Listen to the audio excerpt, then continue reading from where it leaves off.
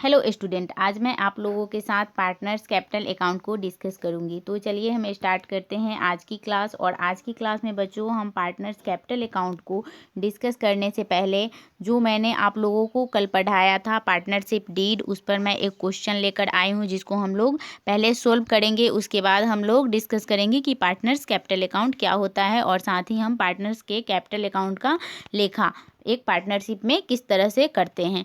तो बच्चों देखिए, यहाँ मैंने आपको बताया था कल के वीडियो में कि जो हमारा पार्टनरशिप डीड होता है यह एक क्या होता है, लिखित समझौता होता है। यानी जब दो या दो से अधिक साझेदार आपस में किसी व्यवसाय को करने के लिए एक लिखित समझौता करते हैं और उस लिखित समझौते में एक पार्टनर के जितने भी अधिकार होते हैं और उनके जितने भी कर्तव्य होते हैं और साथ ही जो व्यवसाय के उद्देश्य होते हैं, इन सभी बातों को लिखा जाता है।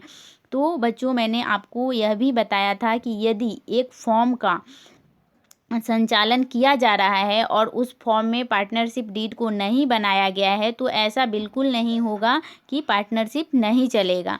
लेकिन मैंने यह बताया था कि जो पार्टनरशिप होता है, अगर उसमें यानी जब एक फॉर्म का संचालन किया जा रहा है और उसमें पार्टनरशिप डीड को नहीं बनाया गया है तो इसके अंतर्गत यानी जो हमारा भारतीय साझेदारी अधिनियम है उसके अंतर्गत उस फॉर्म पर कुछ प्रावधान भी लागू होते हैं। तो इसी तरह का क्वेश्चन आज का है जो मैं आप लोगों के साथ डिस्कस करूंगी। तो देखिए बच्चों, यहाँ क्वेश्चन में क्या कहा जा रहा है कि मोहन और सोहन एक फॉर्म में क्या है, पार्टनर है। जो मोहन और सोहन है वह एक फॉर्म में पार्टनर है और वह निम्नलिखित मामलों में साझेदारों के दावों की सत्यता बताएं। यानी आपसे बोला जा रहा है कि जो साझेदार है उनके दावों की, यानी वह किसी चीज़ के लिए अपना दावा करते हैं तो उनकी सत्यता बताएं यदि साझेदारी संलेख। अब देखिए बच्चों, यहाँ पार्टनरशिप डीड में कोई प्रावधान नहीं है, यानी एक फॉर्म का संचालन किया जा रहा है जिसमें पार्टनरशिप डीड नहीं है। तो साझेदार कौन कौन से ऐसे नियम है जिसके नियम का वह दावा कर सकते हैं। तो देखिए बच्चों, यहाँ पहला क्वेश्चन क्या कहा जा रहा है, जो पहला क्वेश्चन है आप लोगों के सामने यह बोला जा रहा है कि मोहन एक फॉर्म में कैसा साझेदार है, एक्टिव पार्टनर है।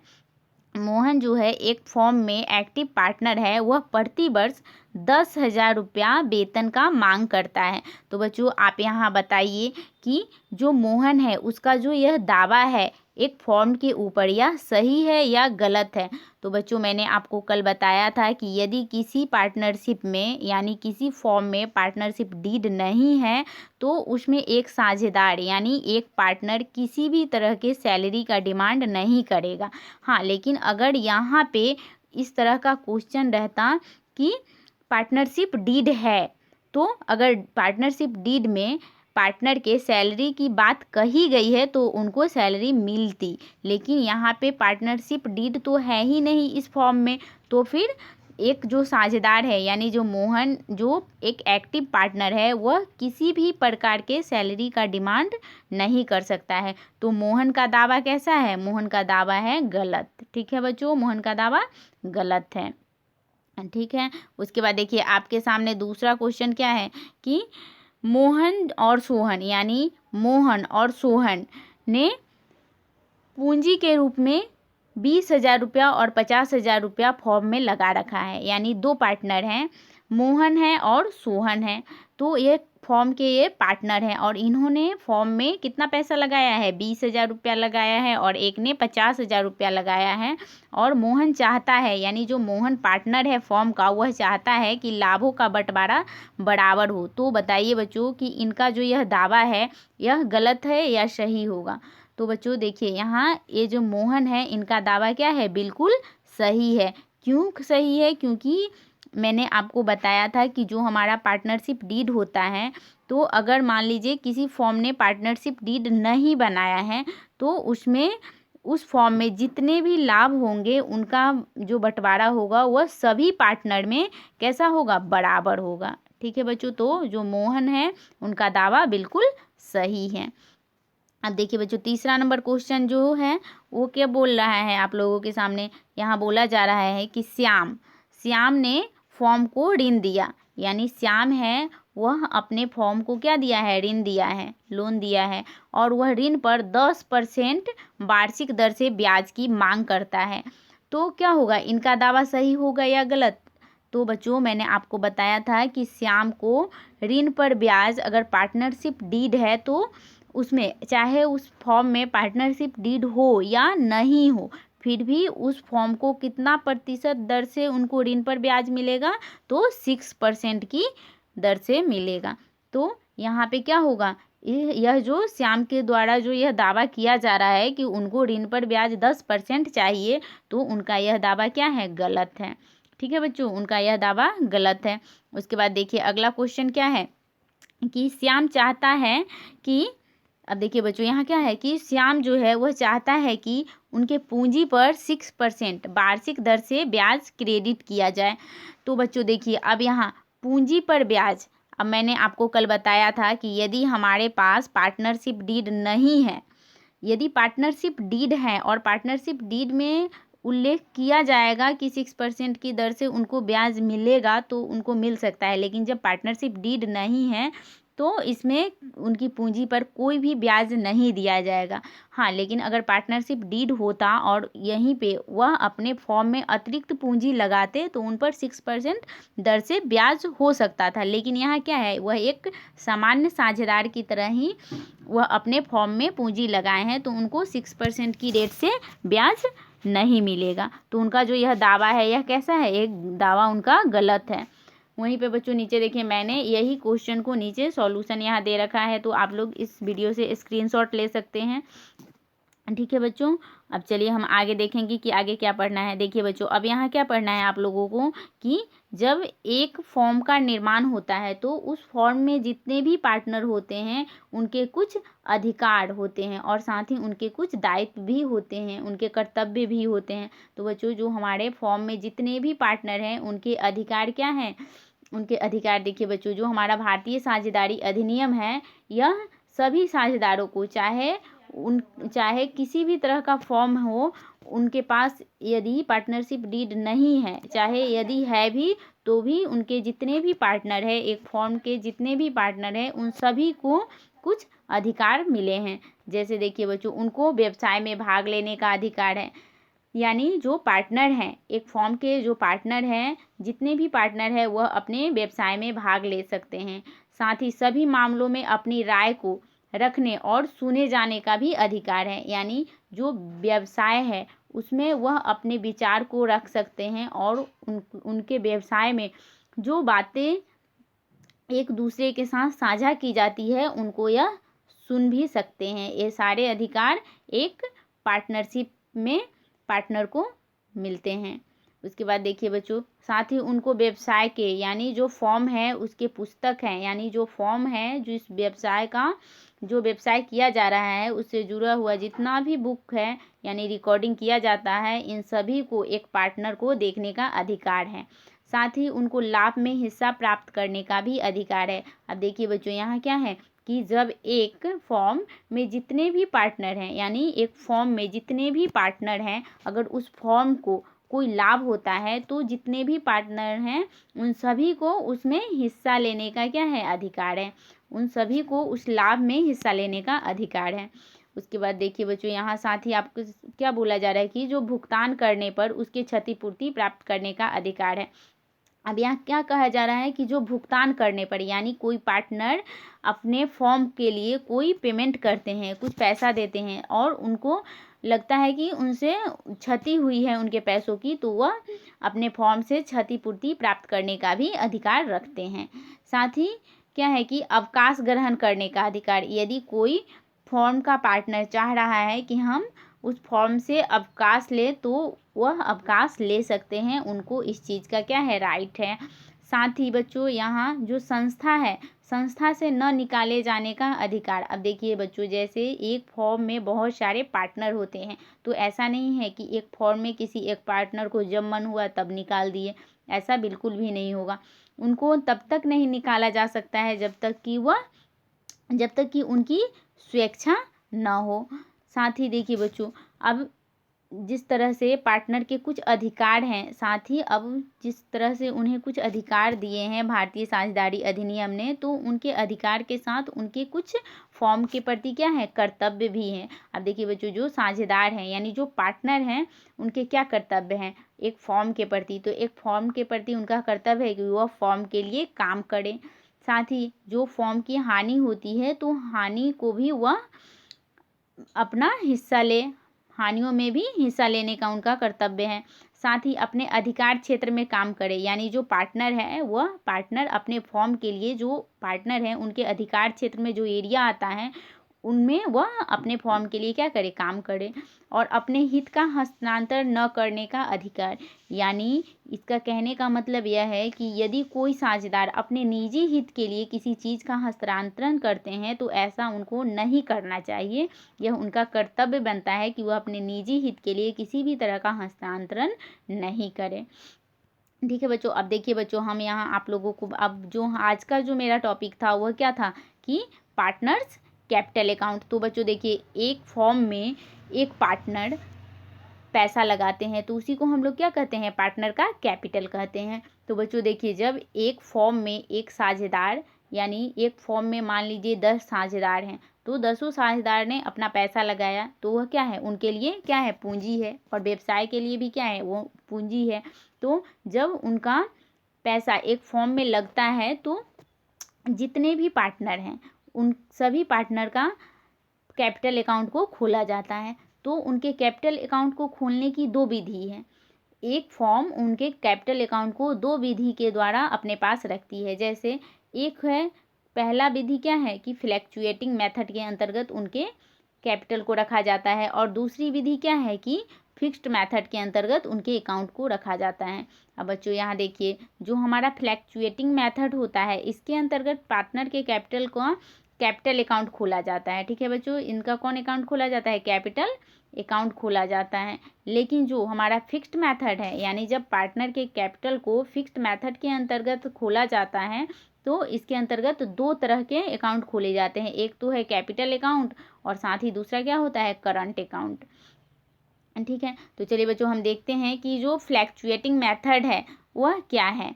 यानी जो परिवर्तनशील पूंजी है, यानी जब एक पार्टनर का फ्लैक्चुएटिंग मेथड के अंतर्गत जब अकाउंट खोला जाता है तो इनमें किस किस चीज़ को शामिल किया जाता है। तो देखिए बच्चों, जैसा कि इसके नाम से ही स्पष्ट है कि फ्लैक्चुएट, यानी फ्लैक्चुएट करेगा, यानी जो साझेदार हैं, यानी जो फॉर्म के पार्टनर हैं, उनकी जो कैपिटल क्या अमाउंट है इसमें इस विधि के अनुसार, फ्लैक्चुएटिंग विधि के अनुसार हमेशा बदलते रहती है। और जब हम फ्लैक्चुएटिंग मेथड के अंतर्गत एक साझेदार का, यानी एक पार्टनर का कैपिटल अकाउंट बनाते हैं तो उस कैपिटल अकाउंट में हम क्या शामिल करते हैं, उस पार्टनर का कैपिटल, जितना भी कैपिटल है उन सभी को शामिल करते हैं। साथ ही अगर उनकी कैपिटल पर उनको जो ब्याज मिलता है उनको भी शामिल करते हैं, और अगर कुछ ड्राइंग किए हैं वह अपने फॉर्म से तो उनको भी शामिल किया जाएगा।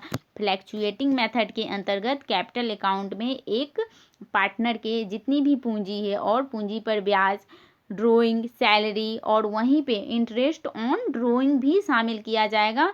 और साथ ही अगर वो अपने फॉर्म के लाभ हानि में जो हिस्सा लेते हैं वो भी इनमें शामिल किया जाएगा, यानी कैपिटल अकाउंट में शामिल किया जाएगा।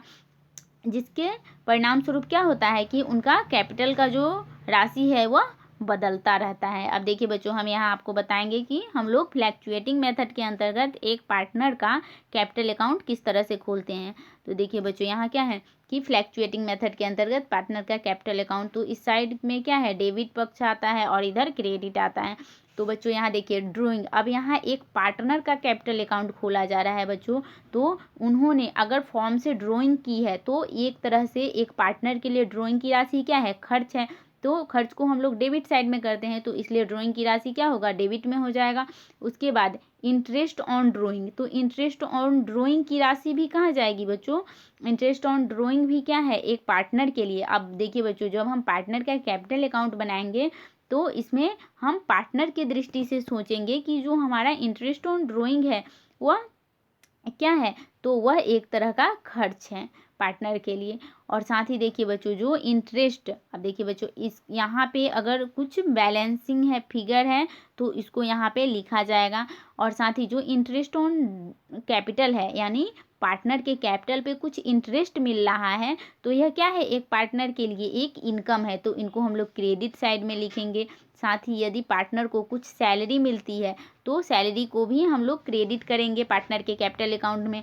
और साथ ही अगर कमीशन मिलता है तो कमीशन भी क्या है, पार्टनर के लिए एक तरह का इनकम है, तो इनको भी हम लोग क्रेडिट करेंगे। उसके बाद देखिए बच्चों इसके हम लोग क्लोज किस तरह से करते हैं, यहाँ पे जो भी अब दोनों तरफ का टोटल करेंगे और जिस तरफ का बैलेंसिंग फिगर आएगा वहाँ हम दिखाएंगे। और सामान्य तौर पर जो हमारा फ्लैक्चुएटिंग मेथड के अंतर्गत जो अब हम कैपिटल अकाउंट को बनाते हैं तो इसका शेष जो होता है वह क्रेडिट भी हो सकता है और इसका शेष बच्चों डेबिट भी हो सकता है। ठीक है बच्चों, जब हम फ्लैक्चुएटिंग मेथड के अंतर्गत कैपिटल अकाउंट को बनाते हैं तो इसका शेष जो है यानी इसका जो बैलेंसिंग फिगर है वह डेबिट साइड में भी आ सकता है और क्रेडिट साइड में भी आ सकता है। आई होप बच्चों इतना तक आपको समझ में आया होगा। अब हम आगे बढ़ते हैं और देखते हैं कि क्या है यहाँ पे।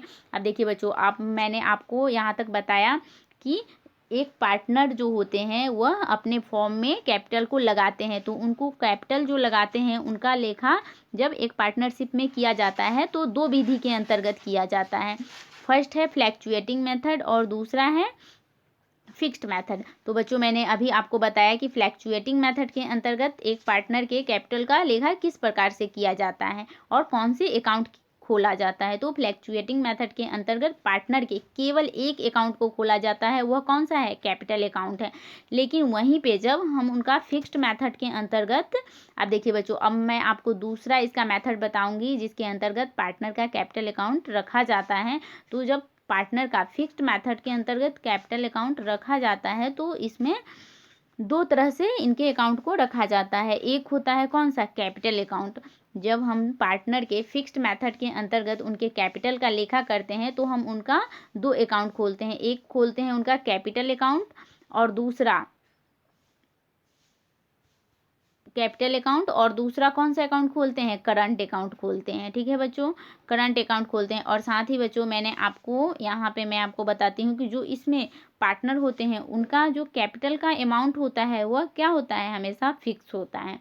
अब देखिए बच्चों इसमें क्या लिखा है कि इस प्रणाली के अनुसार यानी जो फिक्स मेथड है इनके अनुसार जो पार्टनर है उनकी पूंजी कैसी होती है, हमेशा उनका कैपिटल जो होता है वह फिक्स होता है। जब तक फर्म चलेगी पूंजी की राशि जैसी की तैसी रहेगी यानी फिक्स्ड रहेगी। पूंजी खाते में यानी कैपिटल अकाउंट में होने वाले समायोजन के लिए, समायोजन यानी कैपिटल अकाउंट में हम जितने भी समायोजन करते हैं फिक्स्ड मेथड के अंतर्गत तो इनको हम लोग कैपिटल अकाउंट में नहीं लिखते हैं, इसी कारण इनका कैपिटल क्या होता है, फिक्स रहता है। और जितने भी समायोजन होते हैं हम लोग इनको किस अकाउंट में लिखते हैं, करंट अकाउंट में लिखते हैं। अब बच्चों देखिए जो हम लोग करंट अकाउंट में जो भी लेखा किया जाएगा यानी करंट अकाउंट में हम लोग किस किस चीज़ का लेखा करते हैं, पूंजी पर ब्याज यानी interest on capital, drawing interest on drawing, साथ ही जो उनके प्रॉफिट में जो हिस्सा होता है उनको भी हम लोग लिखते हैं करंट अकाउंट में। और जो सैलरी होती है यानी पार्टनर की जो सैलरी होती है इनका भी हम लोग लेखा किस अकाउंट में करते हैं, पार्टनर के करंट अकाउंट में करते हैं, ना कि कैपिटल अकाउंट में। ठीक है बच्चों, यहाँ तक आपको समझ में आया होगा। अब बच्चों यहाँ मैं आपको एक बार समअप कर देती हूँ कि जो हमारा फिक्स्ड मेथड होता है इसके अंतर्गत जब हम पार्टनर का कैपिटल अकाउंट और करंट अकाउंट दोनों बनाते हैं, ठीक है बच्चों, तो पार्टनर के जो कैपिटल होता है इसमें कैसा होता है, उनका कैपिटल हमेशा फिक्स होता है, लेकिन करंट अकाउंट में वो बदलेगा। ठीक है बच्चों, तो जब हम पार्टनर का करंट अकाउंट बनाते हैं तो करंट अकाउंट में हम लोग पार्टनर के कैपिटल को शामिल करते हैं, वहीं इंटरेस्ट ऑन कैपिटल है उसको भी शामिल करेंगे, ड्राइंग को भी शामिल करेंगे, इंटरेस्ट ऑन ड्राइंग है इसको भी शामिल करेंगे, और साथ ही जो उनको सैलरी मिलती है, कमीशन मिलता है, इस सब का लेखा फिक्स्ड मेथड के अंतर्गत पार्टनर के करंट अकाउंट में शामिल किया जाता है। आई होप बच्चों इतना तक आपको समझ में आया होगा। तो चलिए हम देखते हैं आगे कि क्या है जो हमारा, अब देखिए बच्चों यहाँ ध्यान दीजिए कि जो हमारा कैपिटल अकाउंट होता है इसको हम लोग बैलेंस शीट के किस साइड में लिखते हैं, लायबिलिटीज साइड में दिखाया जाता है इसको। यानी जो हम लोग का कैपिटल अकाउंट, जो हम लोग का, देखिए बच्चों यहाँ क्या है कि जो हम लोग का पूंजी खाता होता है, कैपिटल अकाउंट होता है, इसका लेखा हम लोग जब बैलेंस शीट में करते हैं तो बैलेंस शीट के किस साइड में करते हैं? बैलेंस शीट के लायबिलिटी साइड में करते हैं। वहीं पे जो करंट अकाउंट होता है, जब इसका डेबिट शेष होता है तो इसका लेखा हम लोग बैलेंस शीट के एसेट साइड में करते हैं। वहीं पे जो हमारा बैलेंस शीट होता है, यानी जो हमारा करंट अकाउंट होता है, और जब इसका शेष क्रेडिट आता है तो इसको हम लोग बैलेंस शीट के किस साइड में दिखाएंगे? लायबिलिटीज साइड में दिखाएंगे। ठीक है बच्चों, यहाँ तक आपको समझ में आया होगा। तो इस प्रकार स्थिर पूंजी विधि के अंतर्गत कैपिटल अकाउंट और करंट अकाउंट दोनों दिखाए जाते हैं। अब बच्चों देखिए, यहाँ क्या कहा जा रहा है कि जब हमारा कैपिटल अकाउंट और करंट अकाउंट का जो भी शेष आता है, इसको हम लोग बैलेंस शीट में दोनों के शेष को हम लोग दिखाते हैं। आई होप बच्चों आपको यहाँ तक समझ में आया होगा। उसके बाद हम लोग देखिए, जो हम लोग फिक्स्ड मेथड के अंतर्गत पार्टनर का कैपिटल अकाउंट बनाते हैं, तो यह कैपिटल अकाउंट किस तरह से बनाते हैं? तो इस साइड में क्या होगा? डेबिट साइड हो जाएगा, और इधर क्या होगा? क्रेडिट साइड हो जाएगा। अब देखिए बच्चों, यहाँ क्या है कि जब हम पार्टनर का फिक्स्ड मेथड के अंतर्गत कैपिटल अकाउंट को बनाते हैं तो इसमें क्या लिखते हैं? हम बैलेंसिंग फिगर को दिखाते हैं। अगर बैलेंसिंग फिगर डेबिट आ रहा है तो डेबिट दिखाएंगे, अगर क्रेडिट आ रहा है तो क्रेडिट दिखाएंगे। साथ ही अगर उनका कुछ कैश है तो उनको भी इसमें लिखेंगे। जो उनका क्या है, जो उनका अमाउंट कंट्रीब्यूट करते हैं वह इनिशियल स्टार्टिंग बिजनेस में अगर होता है तो, और साथ ही जो उनका कैश का राशि होगा वह इसमें दिखाएंगे, वह उनके कैपिटल का अमाउंट होगा। ठीक है बच्चों, अब यहाँ देखिए कि यहाँ क्या है कि जो हमारा स्थिर पूंजी है, यानी जो हमारा फिक्स्ड कैपिटल होता है, इसके अंतर्गत जब हम लोग करंट अकाउंट बनाते हैं तो हम लोग इसको किस तरह से बनाते हैं? तो देखिए बच्चों, यहाँ क्या है कि जब हम लोग पार्टनर का करंट अकाउंट बनाएंगे, फिक्स्ड मेथड के अंतर्गत करंट अकाउंट बनाएंगे, तो हम लोग क्या करते हैं? हम लोग इसको, इसके जो करंट अकाउंट है, अब इसके हम लोग डेबिट साइड में क्या लिखते हैं? जो पार्टनर ने अपने फॉर्म से जितना भी ड्राइंग किया है, यानी जितना भी पैसा निकाला है, उसको इसमें दिखाएंगे। डेबिट साइड में करंट अकाउंट के किस साइड में दिखाएंगे? डेबिट साइड में दिखाएंगे। वहीं पे इंटरेस्ट ऑन ड्राइंग है, इनको भी हम लोग डेबिट साइड में दिखाएंगे। और जो हमारा बैलेंसिंग फिगर अगर है तो उसको दिखाएंगे, और साथ ही इंटरेस्ट ऑन कैपिटल है तो इसको हम लोग करंट अकाउंट के क्रेडिट साइड में दिखाएंगे। सैलरी है, इसको भी क्रेडिट में दिखाएंगे, और जो कमीशन है इसको भी हम लोग क्रेडिट साइड में दिखाएंगे। और फिर हमारा जो बैलेंसिंग फिगर आएगा उसको हम लोग निकाल लेंगे। ठीक है बच्चों, आई होप आपको इतना तक समझ में आया होगा बच्चों। तो चलिए हम एक बार सम अप करते हैं और देखते हैं कि हम लोगों ने आज क्या क्या पढ़ा। अब देखिए बच्चों, मैंने सबसे पहले आपको यह बताया कि जो हम लोग कल जो पिछले पार्ट में हम लोगों ने पढ़ा था पार्टनरशिप डीड को, उस पर मैंने आप लोग को एक क्वेश्चन भी बताया है। आई होप आपको यह समझ में आया होगा। उसके बाद बच्चों, मैंने आपको बताया कि जो हमारे फॉर्म होते हैं उसमें पार्टनर होते हैं, उसके कुछ अधिकार होते हैं और कुछ उनके दायित्व होते हैं, यानी उनके कुछ कर्तव्य होते हैं, जिसका उल्लेख मैंने आप लोग को किया कि हमारे पार्टनर के क्या क्या अधिकार है। तो उनको जैसे व्यवसाय में वह भाग ले सकते हैं, और साथ ही वह सभी मामलों में अपनी राय को रख सकते हैं। पुस्तकों को भी उनको देखने का अधिकार है, और वह अपने फॉर्म में लाभ में हिस्सा ले सकते हैं, और भुगतान के लिए अगर उन्होंने फॉर्म को कोई भुगतान किया है तो उसकी क्षतिपूर्ति भी वह अपना प्राप्त कर सकते हैं, और वह फॉर्म में अवकाश ग्रहण भी कर सकते हैं, और साथ ही संस्था से न निकाले जाने का भी वह अधिकार रखते हैं। उसके बाद मैंने आप लोगों के साथ डिस्कस किया कि हमारे पार्टनर के क्या ड्यूटीज़ हैं, यानी उनको अगर अधिकार मिले हैं एक फॉर्म की तरफ से तो उनके कुछ कर्तव्य भी होंगे। तो उनके कर्तव्य को भी मैंने आप लोगों के साथ डिस्कस किया कि उनको काम करने का कर्तव्य है, अपने फॉर्म के लिए हानि में हिस्सा लेंगे, और साथ ही अपने अधिकार क्षेत्र में वह अपने फॉर्म के लिए क्या करेंगे? कार्य करेंगे। और साथ ही बच्चों, मैंने आप लोग का जो हम लोग का आज का टॉपिक था हुआ था कि पार्टनर्स कैपिटल अकाउंट। तो बच्चों, मैंने आप लोग को बताया कि जो हम पार्टनर का कैपिटल अकाउंट बनाते हैं उसको बनाने की दो विधियाँ हैं। एक है फ्लैक्चुएटिंग मेथड, जिसको हम लोग चल विधि कहते हैं या परिवर्तनशील विधि कहते हैं, और दूसरा है फिक्स्ड विधि यानी फिक्स्ड मेथड। अब देखिए बच्चों, जो हम लोग पार्टनर का कैपिटल अकाउंट का फ्लैक्चुएटिंग मेथड के अंतर्गत हम लोग लेखा करते हैं, तो इनके लिए हम लोग केवल कैपिटल अकाउंट को खोलते हैं। ठीक है बच्चों, वहीं पे जब हम इनका फिक्स्ड मेथड के अंतर्गत लेखा करते हैं पार्टनर के कैपिटल का, तो हम लोग इनके लिए दो अकाउंट खोलते हैं, एक तो कैपिटल अकाउंट और दूसरा कौन सा अकाउंट, करंट अकाउंट खोलते हैं। और साथ ही मैंने आपको बताया कि जो फ्लैक्चुएटिंग मेथड होता है इसके अंतर्गत हम लोग पार्टनर का कैपिटल अकाउंट का लेखा किस तरह से करते हैं। आई होप बच्चों आपको यह समझ में आया होगा। यहाँ पे देखिए जो हम लोग का पार्टनर्स जो कैपिटल अकाउंट होता है उसमें हम जितने भी पार्टनर होते हैं यानी जिस पार्टनर के कैपिटल अकाउंट को खोला जाता है उनकी पूंजी को लिखते हैं यानी कैपिटल को लिखते हैं, इंटरेस्ट ऑन ड्रॉइंग लिखते हैं, साथ ही उनकी सैलरी, कमीशन, इन सभी बातों का लेखा पार्टनर के कैपिटल अकाउंट में किया जाता है। यानी जब हम फ्लैक्चुएटिंग मेथड के अंतर्गत पार्टनर का कैपिटल अकाउंट खोलते हैं तो इन सभी बातों को लिखा जाता है। और इसमें बच्चों मैंने आपको यह भी बताया था कि जो पार्टनर का कैपिटल होता है वह हमेशा क्या होता है, बदलते रहता है।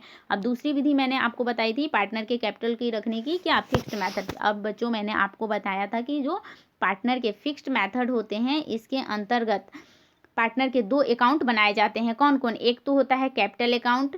बच्चों एक कौन सा अकाउंट मैंने बताया था, एक कैपिटल अकाउंट, और दूसरा कौन सा अकाउंट है, करंट अकाउंट।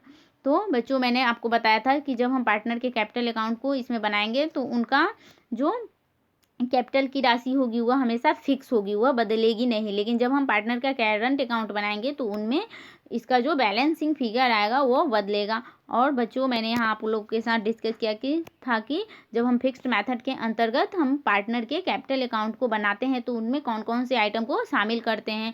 और साथ ही जब हम करंट अकाउंट को बनाते हैं यानी जब हम एक फिक्स्ड मेथड के अंतर्गत पार्टनर के करंट अकाउंट को बनाते हैं तो हम लोग किस किस आइटम को शामिल करते हैं। ठीक है बच्चों, आई होप बच्चों यहाँ तक आपको समझ में आया होगा। तो अगर आपको मेरा ये वीडियो पसंद आया होगा तो आप इस वीडियो को लाइक करें, साथ ही मेरे चैनल को भी सब्सक्राइब कर ले। तो अब हम मिलेंगे नेक्स्ट वीडियो में, तब तक के लिए थैंक यू वेरी मच।